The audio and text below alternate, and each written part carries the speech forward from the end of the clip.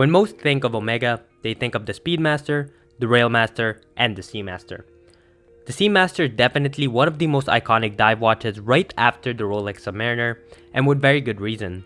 However, when we think of the Seamaster, we tend to think of the 1994 edition, even though the Seamaster has been around since 1948.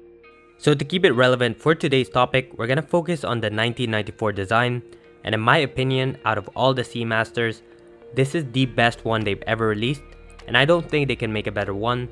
This is definitely one of the best they've ever created. So having handled pretty much every single Seamaster out there, I'm excited to share with you guys one of the best Seamasters they've ever created. Actually, in my opinion, this is the best Seamaster they've ever introduced. Now, I'm not really going to focus on the whole James Bond thing because this, first of all, is not a limited edition, which is actually a really good thing, but I'm pretty sure it's going to be limited production. In fact, it's probably going to be really hard for you to get your hands on. But first of all, I wanted to thank Exquisite Timepieces for providing this watch for me to share with you guys. It's in for loan, so I get to try it out. Make sure you check out exquisitetimepieces.com. They have these watches in stock right now, so if you don't want to wait for them, make sure you check them out. But guys, allow me to introduce myself first. My name is AB, I run the Watch Collecting Stripe Productions, and in today's episode, we're going to be taking a look at the Omega Seamaster Bond. I'm going to be giving you guys the full specifications and the full review of this watch. So guys, let's check out whether or not this watch is worthy of the price tag. So from a marketing standpoint, it seems like a very simple equation. Pick an extremely popular movie, add product placement that will be significant to the movie, which in this case is the Omega Seamaster, and that watch will be extremely desirable. So what happened? It seems like the only one that was really popular was the very first one. Well, what happened was, and to put it nicely, every single James Bond piece after that was a little too gimmicky. You had dials with swirls, you had hands with really big 007s on them, and of course limited edition after another. People really enjoyed the first one because the marketing was subtle. But when you have a really big 007 in the hand staring at you every time you check the time, it gets old. I digress. I did mention that I wasn't going to touch too much on Bond, but that was important to know to completely understand why this one is actually a winner. So what we have in front of us is the new non-limited edition, yes, I said it, non-limited edition Omega Seamaster Bond.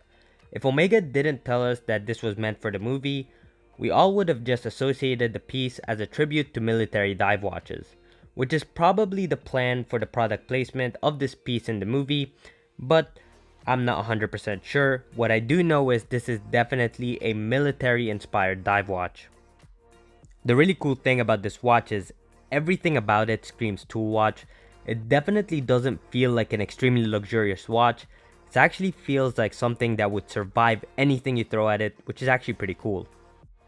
Now the first thing you realize when you have this watch in hand is you're going to be surprised by how light the watch actually is. And that's because the watch is constructed of grade 2 titanium, which makes it quite comfortable on the wrist. Now just because it's light doesn't mean it feels cheap. The watch definitely feels extremely solid and well constructed. Now when taking a closer look at this dial, the first thing you realize is they removed the wave pattern and the ceramic dial. I'm personally a big fan of this cleaner dial. It gives it a more versatile aesthetic and it's a little bit more timeless in my honest opinion. Now that matte dial gives it a very tooly aesthetic, which I'm really happy that they did that. Also, if you look at the hands, it has a brushed finishing, which is absolutely stunning. That is probably my favorite part about this watch. Now Omega decided to go with a matte anodized aluminum dial made so that it could age with time. Now for those who aren't fans of vintage watches, you might want to just go with the regular production. But for those who want something modern with all the goods that make vintage watches special, this could be the watch for you. Now allow me to get the specifications of this watch out of the way. The watch is definitely bigger at 42mm, but as I mentioned before, because of that grade 2 titanium case, it is very comfortable on the wrist. Now the watch also has a 52mm lug to lug, which means top to bottom, so you might want to try this watch out in a boutique. You could even try the regular production to find out if it's the size that will fit your wrist. Now finally, the watch has a thickness of 13mm, which isn't slim by any stretch of the imagination, but it is pretty slim for a dive watch. It definitely won't slide under any cuff easily, but we weren't expecting that with a Thule dive watch, but 13mm thick makes it quite comfortable on the wrist. Now allow me to talk about something a little controversial, and that is that creamy lume you see on the watch. Now in the watch world, we tend to call that faux patina. I like the look as it gives it kind of a vintage aesthetic to it, and don't get me wrong, I know brands do this to try to mimic vintage watches, but I tend to look at it as creamy lume rather than faux patina because it gives it kind of a nice warm aesthetic, a Thule aesthetic at that, and if they went with regular lume, it wouldn't have the same personality in my honest opinion, so I tend to look at it as creamy lume rather than faux patina. So there has been a few changes that might suggest this isn't the best Seamaster out there. For example, the bezel isn't ceramic, it's aluminum. Yes, that is in fact a downgrade, and Omega could have easily created a matte ceramic bezel similar to the Tudor Pelagus. But they wanted the bezel and the dial to fade with time, which is why they went with aluminum. Personally, I would have preferred a matte ceramic bezel, but I get it. Having that bezel fade into a ghostish gray will look pretty cool. Now another little small change they did is the crystal is no longer flat, but instead they went with a slightly domed crystal to keep within the vintage aesthetics, which I kinda like with this watch.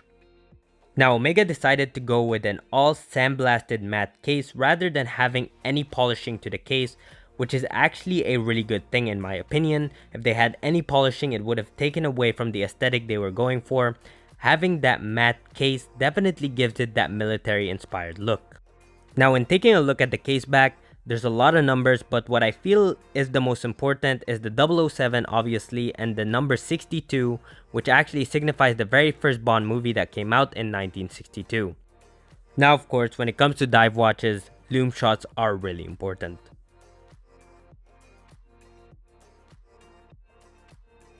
So I'm gonna be honest, when I first heard about this watch, I really liked the aesthetics, and I heard Ben Clymer first talk about it. He was pretty much the first one to ever see this and kind of announce it to the world, and he mentioned how this was basically his favorite Seamaster, and I have to agree, this is my favorite as well. All of the military aesthetics, everything about this watch, they pretty much perfected it. In my opinion, this is the best Seamaster they've ever created. I'm not really sure how they're gonna top this one. Now there's a few things that might divide many. For example, the faux patina and maybe the size. Some people like this size, but I feel like Omega should probably come out with a 39mm version of this. I think that would be absolutely stunning. For anyone that stuck around this long, thank you so much for sticking around. Please consider liking the video, and here's a little sneak peek for you guys. If you want to know anything about this watch, add it in the comment section below.